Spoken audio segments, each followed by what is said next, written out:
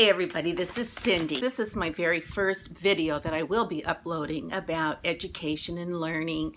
I want us to really feel like we're just having coffee together. We're on the same team. We're talking about what's good for your child, and we're talking about what maybe you might need to know to be a better homeschool parent or caregiver or grandparent.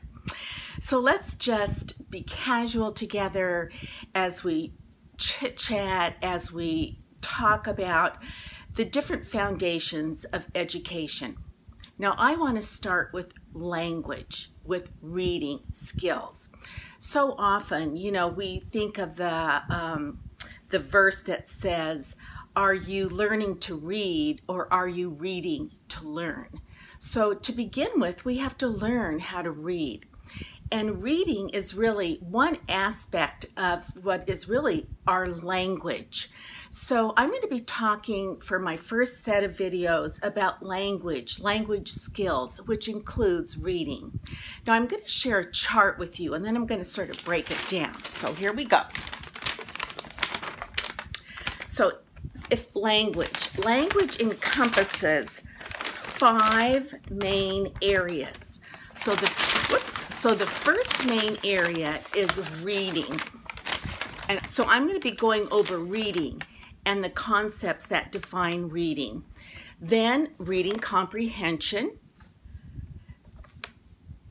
literary response, writing, and listening and speaking.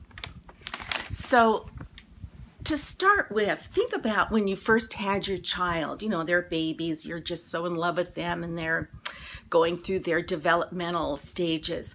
But when they're ready for school, when they're 5, when they're 6, when they're ready for school, and you're ready to start homeschooling, one of the skills, the biggest skill, I think, one of the hardest skills, is really teaching reading. So how do we start? What does it mean? What does it look like? Well, to start with, it's really not just teaching reading, it's teaching language. And we start with listening and speaking skills. So when you are with your child around the house, you're talking, you're giving them directions, you're telling them, go here, go there, whatever. Take notice of their listening skills. Are they hearing you? What are they hearing? And remember, you cannot give, well, I shouldn't say you cannot give, but it's not efficient to give more than 3 directions at one time. So if you say to your child, honey, go to your bedroom, I want you to make your bed and find your tennis shoes. After that, get dressed and don't forget to brush your teeth. Okay, you've told that little child 5 things to do. They are not going to remember that. And then they're going to come out, and you're going to say, did you brush your teeth? And they're going to look at you with doe eyes. So remember, that's one tip, that try not to give your child more than 3 directions at a time, because even adults have trouble remembering more than 3 directions at one time.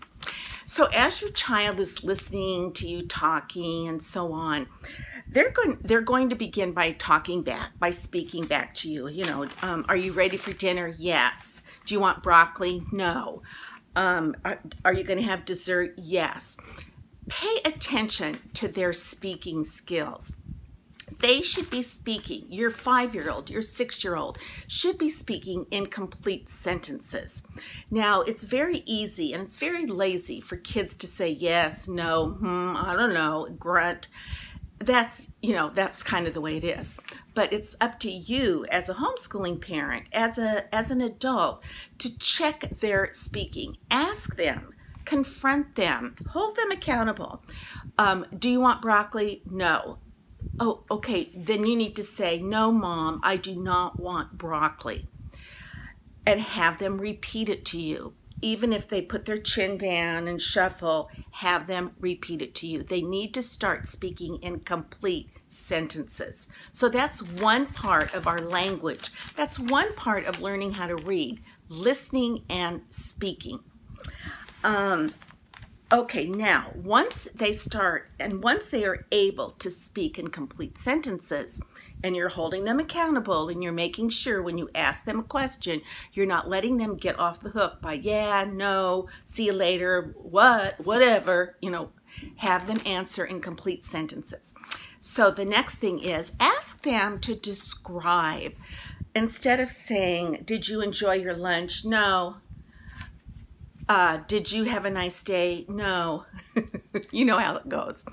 Start holding them accountable. Did you have a nice day? No. Why not? And then, I don't know. Yes, you do. Tell me. And then limit them. Tell me one reason why you did not have a nice day. Well, because I never got my turn to play dodgeball. Okay, then you say, oh, then you repeat in a complete sentence. Oh, I see. You didn't have your turn to play dodgeball. No. How did that make you feel? I don't know. Well, tell me, did it make you feel happy? No. How did it make you feel? And then hopefully they're going to say it made me feel sad, or it made me feel lonely, or it made me feel left out. So this is part of listening and speaking skills. And once again, I'm talking about answering in complete sentences, elongating those sentences by using descriptive and explanatory words. And then praise them. Praise them for doing what you've asked them to do.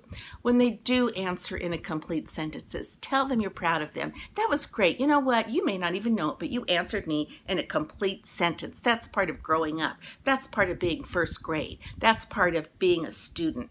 That's part of being educated at home. We speak in complete sentences. And when you give directions and you can tell that they're listening, congratulate them. Praise them for that.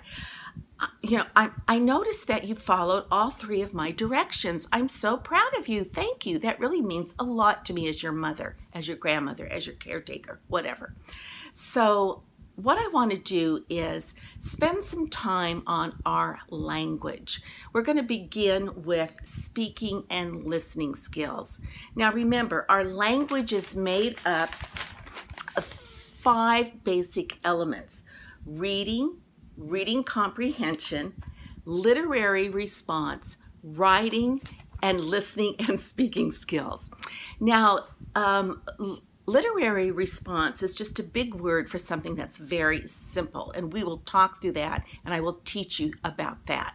It's not hard. In fact, it's one of my favorite components of language. So let's work on listening and speaking skills until my next video. You can do it. I know you can. I'm so proud of you for choosing to homeschool. Good for you.